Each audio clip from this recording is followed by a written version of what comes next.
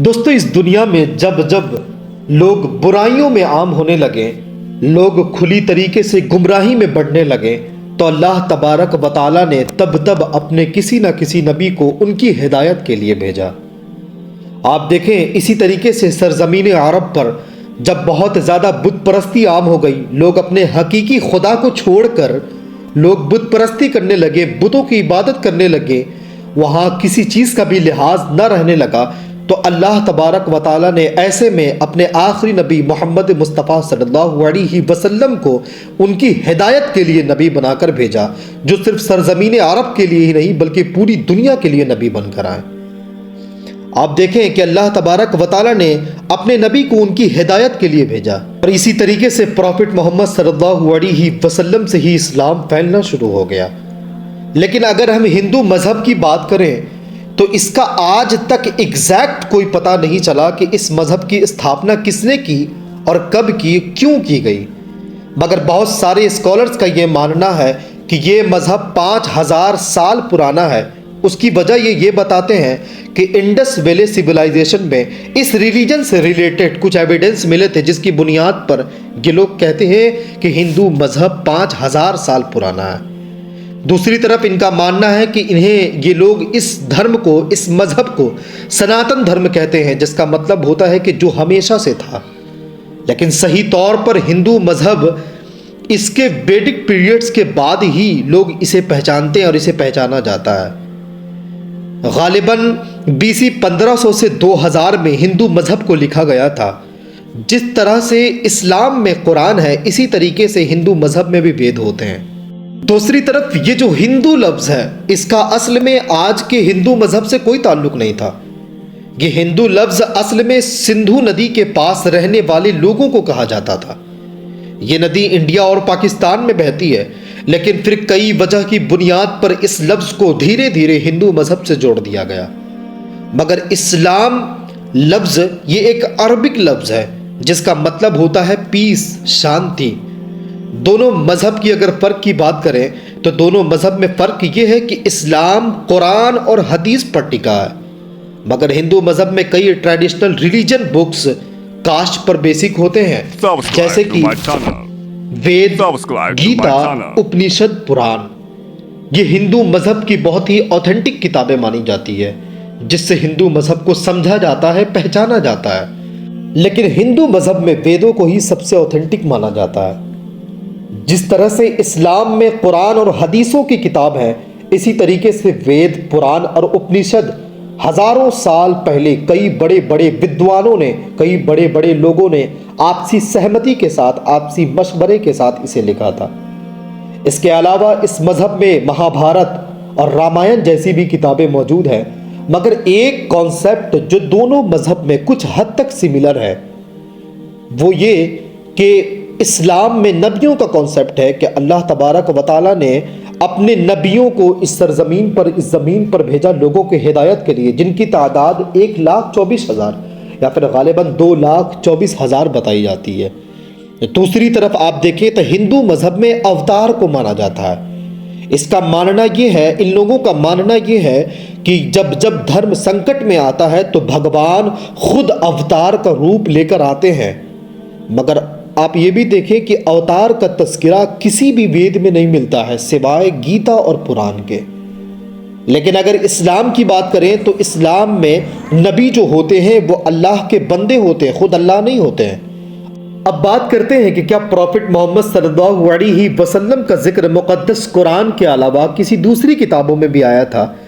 کیا نبیوں کے علاوہ، مقدس کتاب کے علاوہ حضور علیہ السلام کے بارے میں کیا دوسری کتابوں میں بھی ذکر ہے؟ تو جی ہاں، چلیں ہندوازم کی کتابوں سے شروع کرتے ہیں۔ سب سے پہلے بھوشیہ پران میں ہی ادھیائے نمبر 3 شلوک نمبر 5 to 8 میں یہ لکھا گیا ہے کہ ایک محمد نام کا استاذ اپنے ساتھیوں کے ساتھ عرب میں آئے گا، اور وہ تمام انسانیت میں سب سے زیادہ رحم دل والا ہوگا اور سب سے زیادہ مہربان ہوگا۔ تو آپ دیکھیں کہ یہاں پر باضابطہ طور پر لفظ محمد، جو کہ ہمارے پروفٹ کا نام ہے، یہاں پر مینشن کیا گیا۔ اتنا ہی نہیں، یہ بھی کہا گیا کہ وہ عرب میں ہی آئے گا، اور یہ کہا گیا کہ وہ تمام لوگوں پر مہربان ہوگا۔ تو اللہ پاک کی ایک آیت کریم ہے کہ اللہ نے فرمایا وما ارسلناک الا رحمۃ للعالمین کہ محبوب ہم نے آپ کو صرف چند لوگوں کے لیے ہی نہیں بلکہ پوری کائنات کے لیے، تمام لوگوں کے لیے ہم نے آپ کو رحمت بنا کر بھیجا، ہم نے آپ کو پیس بنا کر بھیجا۔ اسی طریقے سے آپ دیکھیں اتھر وید میں بھی منتر نمبر 1 میں کہا گیا کہ ہی از نراشنشا، ہی از کورما، کہا گیا کہ وہ نراشنشا ہوگا۔ آپ نراشنشا کا مطلب اگر دیکھیں تو اس کا مطلب ہوتا ہے تعریف کرنے والا، اور پھر کہا گیا ہی از کورما۔ کورما کا ایک میننگ یہ بھی ہوتا ہے امیگرینٹ، یعنی کہ ہجرت۔ تو ہمارے نبی پاک صلی اللہ علیہ وسلم کے جب مکہ کے سارے لوگ دشمن بن گئے تھے تو اللہ پاک نے حکم دیا کہ آپ ہجرت فرمائیں، تو ہمارے نبی صلی اللہ علیہ وسلم نے مکہ سے مدینہ ہجرت فرمایا۔ اتھر وید میں یہ کہا گیا کہ وہ اونٹ پر سواری کرے گا جس کا رتھ آسمانوں کو چھوئے گا۔ تو ہمارے نبی صلی اللہ علیہ وسلم ایک مرتبہ نہیں بلکہ کئی مرتبہ بکثرت اونٹ پر سوار ہوا کرتے تھے اور اونٹ سے ہی سفر کیا کرتے تھے۔ ایسے ہی اتھر وید میں کہا گیا کہ جب وہ جنگ کے میدان میں تعریف سنیں گے تو وہ ان کی ہمت بڑھ جائے گی، ان کے ایمان میں جوش آ جائے گا۔ یہی بات اللہ تبارک و تعالیٰ نے قرآن میں فرمایا کہ جب مومنوں نے کافروں کے لشکر کو دیکھا تو کہنے لگے یہ تو وہی ہے جس کا خدا اور پیغمبر نے ہم سے وعدہ کیا تھا، اور خدا اور اس کے پیغمبر نے سچ کہا تھا۔ اس سے ان کا ایمان اور بڑھ جائے گا اور ان کی اطاعت بڑھ جائے گی۔ آپ دیکھیں کہ اسلام کی تاریخ میں جب آپ دیکھیں تو ایک جنگ ہوئی، جنگ موتا۔ جنگ موتا میں اس جنگ میں کفار کی تعداد 10,000 تھی اور مومنوں کی تعداد، مسلمانوں کی تعداد 3,000 تھی۔ اور اسی جنگ کے بارے میں اتھر وید میں کہا گیا کہ 10,000 لشکر کے وہ لوگ بغیر جنگ کے ہی جیت جائیں گے، یہی وہ جنگ تھا۔ اور اس میں ایک اور لفظ کارو کا یوز کیا گیا ہے۔ آپ دیکھیں کہ یہ ایک ورڈ کارو ہے جس کا مطلب ہوتا ہے عربک میں احمد، اور احمد ہمارے نبی صلی اللہ علیہ وسلم کا ہی ایک نام تھا۔ اتنا ہی نہیں، منتر نمبر 7 میں یہ کہا گیا کہ بھگوان کی مدد سے ابھانڈو 7,999 دشمنوں کو ہرائے گا۔ یہ جو لفظ ابھانڈو یوز کیا گیا ہے اس کا مطلب ہوتا ہے یتیم، جو کہ ہمارے نبی صلی اللہ علیہ وسلم بچپن سے ہی یتیم تھے۔ اتنا ہی نہیں، سام وید میں ہی لکھا گیا کہ اس رشی کو اس کی ماں دودھ نہیں پلائے گی۔ تو جو نبی کریم صلی اللہ علیہ وسلم کی زندگی جس کی نظر سے کبھی گزری ہو، جس نے کبھی پروفٹ محمد صلی اللہ علیہ وسلم کی جیونی کو پڑھا ہو، انہیں پتا ہوگا یہ بات کہ آپ صلی اللہ علیہ وسلم کو آپ کی ماں نے دودھ نہیں پلایا بلکہ آپ کی دائیہ حضرت دائی حلیمہ نے دودھ پلایا کرتی تھی۔ وہ حلیمہ سعدیہ تھی جن کا دودھ آپ صلی اللہ علیہ وسلم نے پیا تھا۔